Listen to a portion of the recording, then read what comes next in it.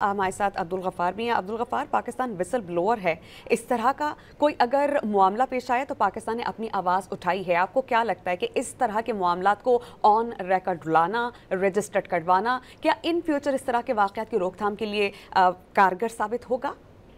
Meanwhile मैं आपको समय ये भी अपडेट दे दूं कि यूएई की टीम जो है वो इस वक्त ग्राउंड में प्रैक्टिस कर रही है और उनके जो इंटरव्यूज हैं प्री मैच वो तक जो है ब्रॉडकास्टर ने लिए हैं। तो अब तक तो ब्रॉडकास्टर इस लिहाज से जो है वो तैयार है कि मैच के लिए पाकिस्तान टीम अगर 6:55 पे ही पहुंचती है तो हम मैच करवा सकते हैं, जो कि 7 बजे टॉस है। समय ये बड़ी इंपॉर्टेंट बात है कि 6:25 यहाँ पर हो रहे हैं और अगर पाकिस्तान की टीम 7 बजे तक नहीं पहुंचती तो फिर ये समझा जाएगा कि पाकिस्तान जो है वो टूर्नामेंट से बाहर और मैच ये अच्छा नहीं खेल रहा। ग्राउंड में मौजूद है और प्रैक्टिस कर रही है, तो ये इम्कान भी है कि मैच हो सकता है।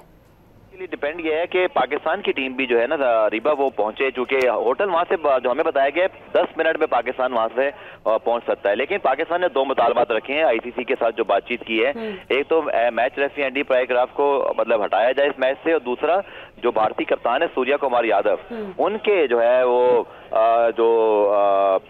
सियासी स्टेटमेंट है उस पर जो है ना वो मतलब एक्शन लिया जाए। बोर्ड के जो तर्जुमान है आमिर मीर साहब वो इस वक्त अपनी मीडिया टॉक शुरू कर रहे हैं, तो मेरे ख्याल में अब हमें थोड़ी देर में अंदाजा हो जाएगा कि बोर्ड का ऑफिशियल मौकफ क्या है।